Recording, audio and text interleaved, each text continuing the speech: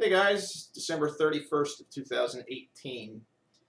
Today's video is going to be a blog video. I was out yesterday at the grocery store to get a couple of things. As I'm walking up to the store, from behind me, I could hear this older man slapping something and hollering, "Yo, yo!" So I immediately turned around and I looked, and what it was those little scooter cart things they have to drive around the grocery store with. It was an older gentleman, probably WW2 or Korea guy, with a veteran's cap on, of course. And a Ford Explorer had almost backed into him and missed him by a matter of inches. He put his hand up and slapped the vehicle just in time. I heard the lady say to him, "Oh, well, my vehicle is so high in the air I can't see you." Well, I guess they made up. Nobody got hurt, no injuries, no police called or nothing like that. So they, shook hands and just, went on about their business or whatever. But, it kind of, to me, was a real good topic to talk about. And that's these large vehicles. Now, if you've been watching my videos lately, I talked last month I had to go get a different car because my transmission was starting to go in the Ford Taurus. So what I wound up with was a 2009 Mercury Milan, which is just basically a rebadged Ford not a Focus, but a Ford Fusion. It's built on that platform with the 4-cylinder and the sync, and I got Microsoft Sync technology, so I can plug my flash drive in, pair my phone to the car, and mechanically she runs pretty good. We'll do a video about it. I'd like to get the front and rear bumpers repainted, but they're presentable enough for now. But I'm kind of picky with my cars, and if there's a little, a little scratch or whatever, a little speck that needs to be fixed, I want to get that done. So we'll see. If the car winds up being reliable, I know some real good paint guys that'll fix that up, make it look like a brand spanking new car for me, make it look better than new. So anyhow, I bought that car because it's a little lower to the ground. Now, trucks and SUVs and stuff like that, they're good and they serve a purpose. When I was a kid, used to be this really cool SUV, had been around for years, called the Ford Bronco. And most of the guys I knew, they would put big tires on it and they would raise it up, that's actually how Bob Chandler with the Bigfoot organization, that's how he got his start. You take a F-250 or whatever and you jack it up and put some big giant tires underneath of it and, big huge suspension and give it some travel and a bunch of lift and everything. But then there was the work guys and the contractors and stuff like that also use those trucks for a lot of, just work-related stuff. They put their plywood in it and all their tools and, wall board or whatever if they got to go down to the big box store and get some wall board or whatever. So they serve a purpose. But over the last 20 years or so, it's become this thing that every soccer mom in America, it seems, has to drive one of these great big gas-guzzling vehicles. And they've gotten better from the factory with backup cameras and technology like that, so you can see what's coming from behind you. But, as a guy that drives a mid-sized car, I notice anytime I go out to a retail store, I'll park my car purposely so that it's away from those vehicles that sit high in the air, with the hopes that when I'm done in the store and I come out to my car, I can see to get the hell out of that parking spot.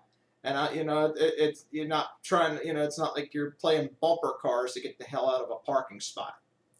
So, that being said, I'm not here to rant about SUV drivers, but there are the annoying ones out there, and they know who they are. They'll have a guy with a car that sits really low to the ground. He's parked half a mile away from the goddamn store, and they'll park right next to him. And then another big truck comes alongside, and then a van. Everybody's got to have the vans today. Those soccer moms. If they don't have the SUV, they got to have the van. And now the car, this craze, this trend, has gotten so popular that Now you have your big car companies that are going to stop making cars like the one that I drive, which is basically just a rebadged Ford Fusion. You know, and well, they're either they're if I understand correctly, that company's not going to be selling that car here in America anymore. I think they might be still making it, but they're just not going to do them here in America, whatever. And two of the big three car companies here in America are going to be getting rid of a lot of their passenger cars and focusing on other things. You want the technology of the future, that's fine. But you know what? Don't give me an electric car where I got to take it home and charge it. These guys need to design something so that while the car is out on the road driving, it's keeping them batteries charged. That can be done. That can be done because all you need is an alternator. Or a device. You could even use the brake rotors on a car. I think there was a company that came up with a system that utilized the brake rotors on a car. And all you have to do is provide a little excitement voltage from the battery to start that alternator device charging. Because that's how an alternator works. If you don't have an excitement wire to provide excitement voltage to that alternator, it's not going to charge. You have to have that so the alternator can start to work and do its job. So, all it is just a matter of coming up with something for these electric cars to keep these batteries charged while you're driving down the road, so you're not having to run up your electric bill or going to a charging station or going to the convenience store, which in this area now has charging stations for those expensive cars that are named after that band that remade the song Signs in 1990. And they also did that song Love Song. I don't want to say their name because I don't want them to try and sue me. Yeah, right. I'm not making any money off this video anyway. But, you know what I mean, guys. If you want the future, that's fine. We're going to have to go there. It's inevitable. We're going to have to get away from fossil fuels and, all this stuff that we've been using for years. Because honestly, what the ethanol does to the rubber components and your fuel lines and stuff like that, it's just horrible what that stuff does. It's bad for lawnmower engines. It's good for farmers, not good for cars. And because it's contains a lot less energy than pure gasoline, you're going to burn a lot more of it too. So even though you might see the lower price for that stuff at the filling stations, those of you that can run that stuff in your cars, you might want to stay away from it just because. Me personally, I can't tell you what to do, but I would avoid it, even if my car did run on that E85 or even the E15. I want as little ethanol in my gas as possible, but my state says we have to have, I guess, 10% or whatever in it, so whatever. But it's inevitable. We're going to have to get away from that stuff at some point and go towards the future. And, in my opinion, if they want to focus on that, fine. But we need to have stuff to keep us going now. And these big boxy vehicles that sit really high to the ground, if you need it because you want to go off-roading, which is where SUVs kind of got their start with the Ford Bronco and some of the big Ford pickup trucks and stuff like that, fine. But why does every soccer mom in America have to have that?